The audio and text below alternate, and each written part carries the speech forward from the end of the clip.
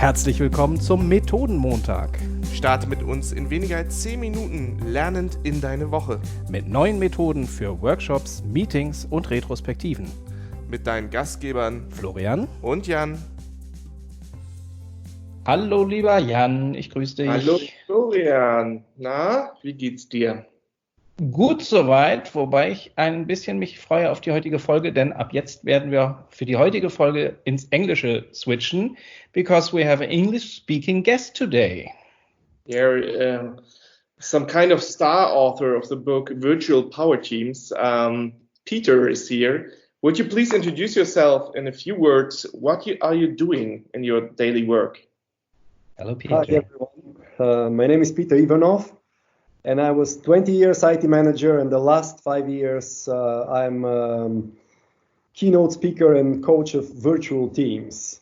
As a manager, I managed large teams, like I was, for example, head of IT services for Eastern Europe, Middle East, and Africa. So I had a chance to lead large international teams spread across time zones, different cultures, and big distances. In the last 5 years, I've been working with various virtual teams, from corporate global teams within several hubs to fully remote teams, which were from home, expanding scale-ups.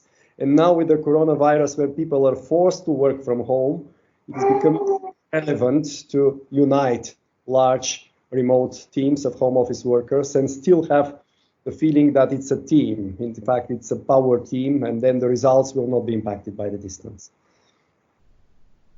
Great. How do you do that? So how do you gain trust in virtual teams? Trust is essential. In fact, there is one research, the top 4 reasons for global teams to fail. And the number 1 reason, I wouldn't go into detail, is failing to build trust. And in virtual teams, it's even more challenging because people don't see each other. So how I do it, I have a method called virtual power teams, comprising the 10 big rocks, the 10 success factors to retain the gravity despite the distance. But the number 1 big rock and the number 1 relevant for trust is personality in focus. Because sometimes people say, I don't see the people, they are remote, why should I care, what are they as individuals?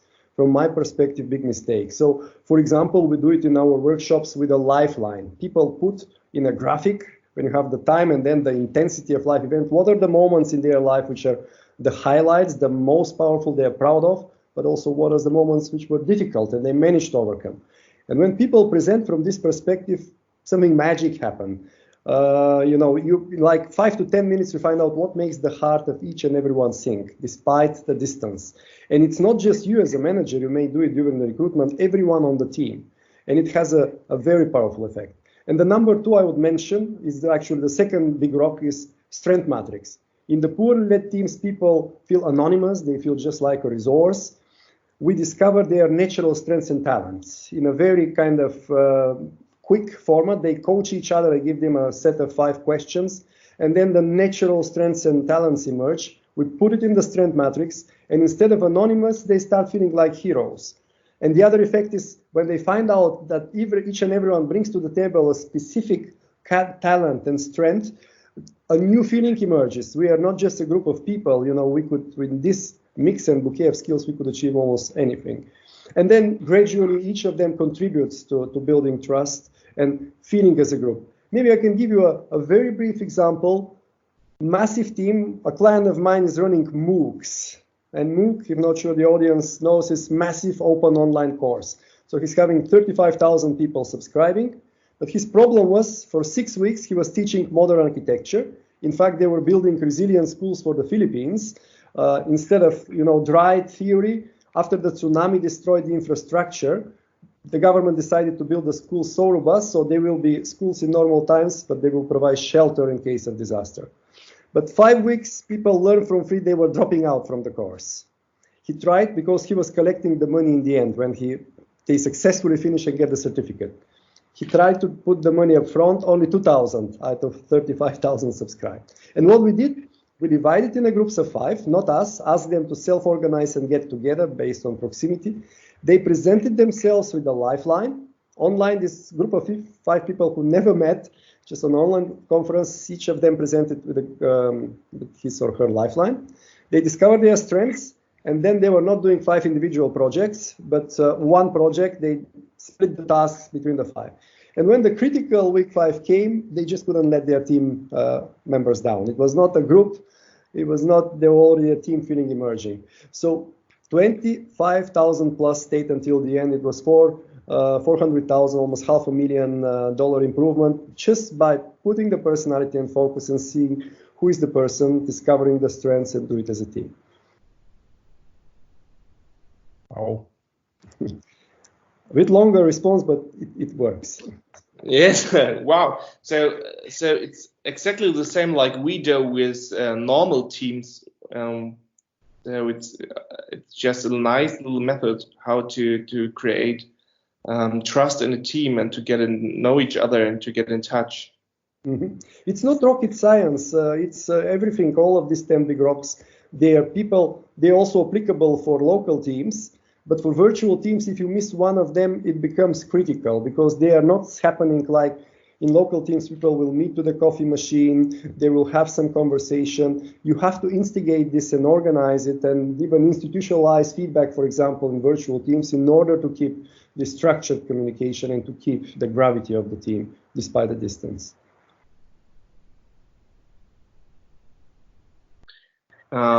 So do you have another method for this company feeling? So it's I mentioned the first 2 big rocks. These are personality and focus and strength matrix. Number 3 is interdependent goals. Micromanagement in virtual team is not an option. I mean, you couldn't follow up immediately, so you have to make people empowered. And we set the goal, the annual strategic goal, as a team. So there is a format also described in my book. We discovered the hottest issue, we turn them into the SMART goals, and then we build roadmaps. There is a streamlined process, which we do online with individual contribution and some group work, then we agree. And then the people decide on their goals, the milestones and sub-goals of these roadmaps, they pick themselves. There is no delegation, and they justify it with their strengths. So we ensure they really want to do what they do, and it relates to their strengths, which brings flow and joy at work. And this is how we end up with a strategic interdependent goals. It's not just 2-3 people on the same goal, but the goals are broken down in a bit more, and this fosters further the gravity. So that's the first part of the method. The 10 big rocks are split in 3 parts. The first one is like the head, the logical part, who is a member of the team and what's the goal.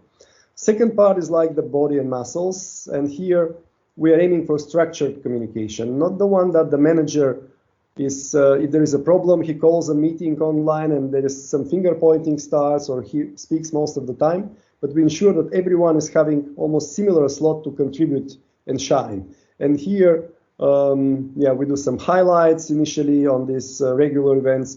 Then the number 5 is regular feedback, which is sometimes scares his local team and even more. We kind of institutionalize one-to-one feedback and some group feedback session based on some rules. Then knowledge management is 6. We build it to the strengths. We define custodians and hot topics. And here again, we are establishing in this second part, the body, the structured communication, not the manager-centric or problem-centric, but in such a way that everyone can contribute and shine. And the third part, the last 4, is the heart, my favorite. So here is like recognition is number 7.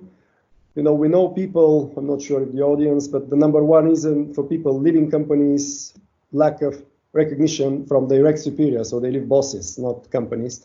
And here there are many ways. We, over the years, collected a big pool of ideas how to recognize despite the distance, particularly with home office workers, very key that they get, you know, a lot of timely recognition and in a funny way so they could keep motivated. Then diversity, we define the optimal culture on 3 scales: leadership, decision-making, and conflict. The team decides the optimal position. There's some reflection, and it's by itself, it's a meaty big rock, but it brings very good results and clarity, particularly if you have different ethnics and cultures involved. And then winning spirit is number 9. Here we work with appealing prize for outstanding performance. For example, I brought 20 people to Tenerife. Sounds exotic, but it was a 2 years project for global shared services involving, 20 countries in Europe. And we delivered it 3 months earlier.